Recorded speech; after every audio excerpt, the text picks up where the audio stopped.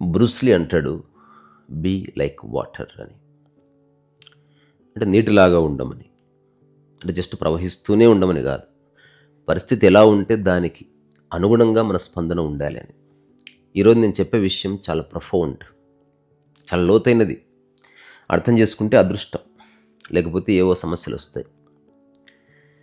So మన ఎదురుగా పులి ఉంటే పారిపో, నీ ఎదురుగా పాము ఉంటే దానివల్ల దాడి జరుగుతుందని తెలిస్తే చంపేసి, ఎదురుగా ఒక కుక్క లేదా జింక లేకపోతే పిల్లి ఉంటే స్నేహం చేయి. అంటే ఎదురుగా ఏది ఉంది అనే దాన్ని బట్టి నీ స్పందన ఉందా లేదా? మరి నిజమైన కష్టం ఏమిటి? ఎదురుగా ఉంది జంతువులు కాబట్టి నువ్వు ఈజీగా గుర్తిస్తావు. చిన్నప్పటి నుంచి పాఠ్యాంశాల్లో చెప్తున్నారు, చాలా అనుభవాలు ఉన్నాయి. పులి కదా పారిపో, పాము కదా చంపి, కుక్క కదా స్నేహం చేయి, పిల్లి కదా పెంచుకో. ఇట్లా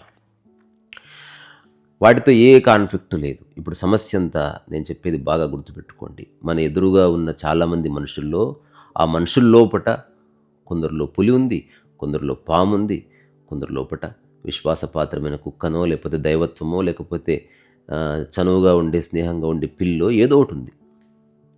మరి ఎట్లా గుర్తుపట్టాలి? సో జంతువుల్ని గుర్తించడం సులభం, కానీ మనుషుల్లో ఎవరు ఏ స్వభావం కలిగి ఉంటారో ఎట్లా గుర్తుపడతావు? ఆలోచించు డాడీ.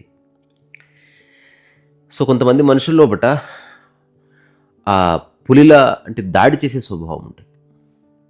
వాడు చంపేస్తాడు, వాడు నిర్దయ, సినిమాలో విలన్ టైప్. ఇంకొందరు మనుషుల్లో పాము లాంటి విషం ఉంటుంది. వాడు పక్కనే ఉంటాడు కానీ విషం కక్కుతాడు, మాటల ద్వారా, చేష్టల ద్వారా, చాడీలు చెప్పడం ద్వారా. ఇంకొందరిలో వాడు ఎవడో తెలియదు కానీ కుక్కలా విశ్వాసం ఉంటుంది, జింకలా ఒక బేలతనం ఉంటుంది, ఒక పిల్లిలా ఒక అందమైన చనువు ఉంటుంది, దైవత్వము ఉంటుంది. అందుకే జీవితంలో వివేకం చాలా ఇంపార్టెంట్. రామకృష్ణ పరమహంస వివేకానందుడికి ఆ పేరు పెట్టడం వెనుకున్న మూలం అదే.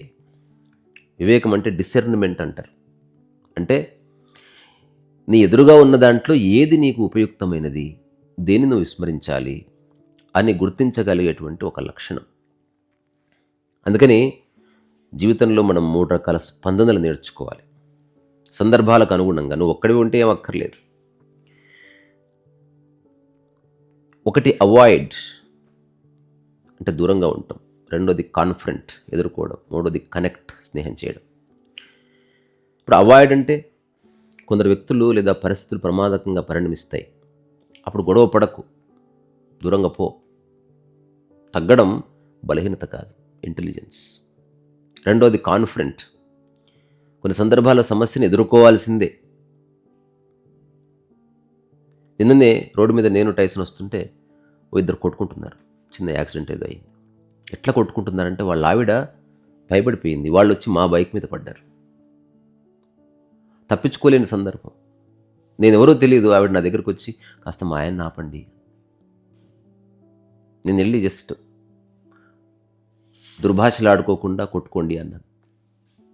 ఒకసారి ఇద్దరు చూశారు, హఠాత్తుగా గొడవ ఆగిపోయింది. కొన్ని సందర్భాల్లో సిద్ధంగా ఉండాలి, వాడు తిరిగి నా మీద దాడి చేసినా ఆశ్చర్యపోకర్లేదు. మూడవది కనెక్ట్, స్నేహం చేయడం. కొంతమందితో బాగుంటుంది, అక్కడ అనవసర లాజిక్లు మాట్లాడకు, పర్సనల్ విషయాలు లేకుండా చక్కగా స్నేహం చేయి. సో జీవితం ఒకే సూత్రంతో నడవదు బాయ్సాబ్. జ్ఞానం అంటే ఏంటో తెలుసా? సరైన స్పందనని ఎంచుకోవడం. చాలామంది మహానుభావుల విషయం గురించి అద్భుతంగా చెప్పారు. ఫ్రెడ్రిక్ నీషే అంటాడు, whoever fights monster should see to it that in the process he does not become monster. అంటే ఒక దుర్మార్గులతో పోట్లాడి నువ్వు దుర్మార్గుడిగా మారకు, నీలో ఉన్న మంచితనాన్ని కోల్పోకు అని. ఆల్బర్ట్ ఐన్స్టీన్, సుప్రసిద్ధ physicist and philosopher, he says that we cannot solve our problem with the same thinking we used when we created them. అంటే ఒక సమస్యని లేదా ప్రతి సమస్యని ఒకేలా ట్రీట్ చేయకు. మనం తినే తిండి కూడా కొన్ని నవలాలి, కొన్ని చప్పరియాలి, కొన్ని కొరకాలి, కొన్ని చీకాలి, కొన్ని కాస్త తిని మిగతాది ఊసేయాలి, కొన్ని దౌడకు పెట్టుకోవాలి. నేను అన్నీ ఒకలా తింటానంటే నిన్ను పిచ్చివాడు అంటారు. అందుకని ఈరోజు నేను చెప్తున్నది వెరీ వెరీ ప్రొఫౌండ్. నేను మళ్ళీ ఫస్ట్ ఇచ్చిన ఎగ్జాంపుల్కే వస్తా, ఆలోచించండి. మ్యాజిక్ ఉంది అందులో. ఎదురుగా పులి ఉంటే పారిపో, ఎదురుగా పాము ఉంటే జాగ్రత్తగా ఎదుర్కోవడానికి ప్రయత్నించు. ఎదురుగా కుక్కనో పిల్లో జింకో ఉంటే నువ్వు స్నేహం చేయవచ్చు. ఎస్, మళ్ళీ సేమ్, ఎదురుగా పులి ఉంది, పారిపోయావు, కానీ ఒకవేళ నీ ఉద్దేశం ఆ పులిని చంపడమే లేకపోతే దానికి బుద్ధి చెప్పడం అయితే దానికి కావలసిన సామాగ్రి సమకూర్చుకొని రా.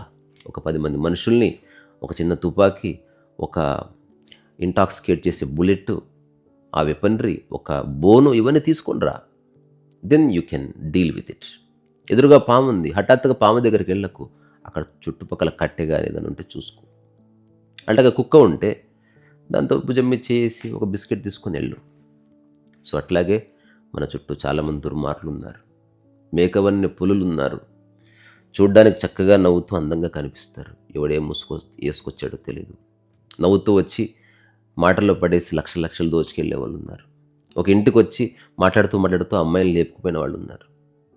అసలు ఏమాత్రం సంబంధం లేనివాడు నీకు నిజంగా సమస్య వస్తే పక్కన నిలబడ్డ వాళ్ళు ఉన్నారు. సో అందుకని కొన్నిసార్లు దూరంగా వెళ్ళిపోవడం తెలివి, కొన్నిసార్లు ఏదో ఒకటి ప్రిపేర్ అయ్యి సిద్ధంగా ఉండటం ఒక ఇంటెలిజెన్స్, మూడవసారి అనాలోచితంగా హాయిగా స్నేహం చేయవచ్చు. సో ఓ ఓల్డ్ స్టోరీ ఉంటుంది కదా, ఒక గ్రామంలో ఒక విషపూరితమైన పాము ఉందంట. అందరూ భయపడేవారు. ఒకసారి ఓ గురువుగారు అక్కడికి వచ్చారు, పాముకు ఉపదేశం చేశాడు. ఏమని? ఎవరిని కరవద్దు అని. ఆ తర్వాత కొంతకాలానికి పాము కనిపించింది, చాలా బలహీనపడిపోయింది. ఏమైంది అని అడిగాడు. మీరు చెప్పారు కదా గురూజీ ఎవరిని కరవద్దని, అందువల్ల అందరూ నన్ను కొట్టారు, తిట్టారు, ఇట్లా అయిపోయాను అంటే నా ఉపదేశాన్ని వెర్రిగా అర్థం చేసుకున్నావే, కరవద్దన్నాను కానీ బుస కొట్టొద్దన్నానా. సో మంచిగా ఉండటం అంటే బలహీనంగా ఉండటం కాదు, ప్రశాంతత అన్నది ఒక చాలా గొప్ప లక్షణం. నిజమైన ధైర్యవంతుడు ప్రశాంతంగా ఆలోచిస్తాడు. అందుకని ఊరికే ఆవేశపడిపోకండి, పీకేదే ఉండదు. అందుకే కొన్ని సందర్భాల్లో పారిపో. ఒక జెన్ స్టోరీ కూడా ఉంటుంది, ధైర్యం అంటే ఏంటి అనే దాన్ని బొమ్మ ఇవ్వని చెప్తే రకరకాల వ్యక్తులు రకరకాల బొమ్మలు వేస్తే ఒక జెన్ స్టూడెంట్ వేస్తాడు. ఒక అడవిలో ఒక పులి ఉంటుంది, అతను చెట్టు మీద ఎక్కి నక్కి అట్ట దాక్కొని ఉంటాడు. గురువు అంటాడు, ఏమిట్రా ఇది అంటే, మరి ధైర్యమే కదండి. ధైర్యం అంటే దానికి ఎదురు పడితే చంపేస్తుంది అది. సో సరైన సమయంలో సరైన స్పందన. సో ఇప్పుడు పులి నుంచి పారిపోవడం లేకపోతే ఒక దుర్మార్గుడికి కాస్త దూరంగా జరగడం భయం ఎట్లా అవుతుంది? జ్ఞానం అది. నిప్పుకు దూరంగా ఉంటావు, షిట్టుకు దూరంగా ఉంటావు. నేను దేన్నైనా హ్యాండిల్ చేస్తానని పోతావా, మూతి పనులు రాలుతాయి. సో అందుకే పక్వత, మెచ్యూరిటీ, ఆ తర్వాత పరిపక్వత, 100% మెచ్యూరిటీ. అంటే అన్ని సందర్భాల్లో ఒక్క క్షణంలో నువ్వు నిర్ణయానికి వచ్చేసావు. కానీ ఇది అంత ఈజీగా అర్థమయ్యే విషయం కాదని నాకు తెలుసు.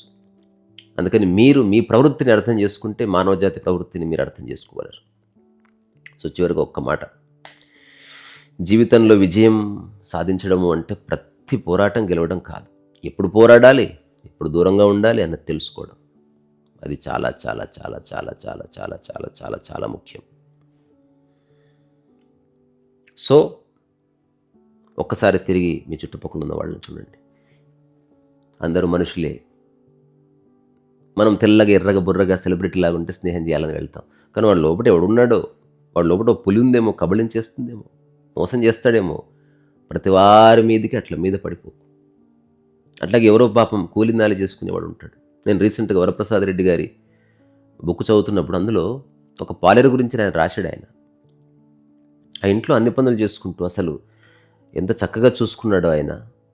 అంత గొప్ప అవ్యాజమైన ప్రేమ వాత్సల్యము నేను ఏనాడు చూడలేదని రాస్తాడు ఆయన. అందుకని don't judge a book by its cover అంటారు. అందుకని ఒక వ్యక్తి అందంగా ఉన్నాడని చెప్పి వాడి లోపల అందమైన ఒక ప్రాణి ఉంది అని అనుకోవద్దు. ఇట్లా గోర్లు పెట్టుకొని రెడీగా ఉంటారు. Be careful. కొందరు దురుసుగా మాట్లాడతారు, కానీ మనసు చాలా బాగుంటుంది. అందుకని పై ప్రవర్తన చూసి నిర్ణయానికి రావద్దు. అంతర్గతం లోపటికి తొంగి చూడాలి, అప్పుడు మీ జీవితం. దీనికి ఏం కావాలి? ఎరుక కావాలి. మళ్ళీ ఎక్కడికి వచ్చింది? మళ్ళీ ఆధ్యాత్మికతలోకి వచ్చింది. సో నిరంతరము ఎరుక ప్రాప్తిరస్తు. ఇక్కడి నుంచే మీ అందరిలో ఉన్న ఓపికకి, నేను ఏదో చెప్తున్న సోది అది వింటున్న చెవులకి శిరస్సు ఉంచి నమస్కారం. సరస్సు వయసు. నేను చెప్పిన 3 విషయాలు ఆలోచించండి.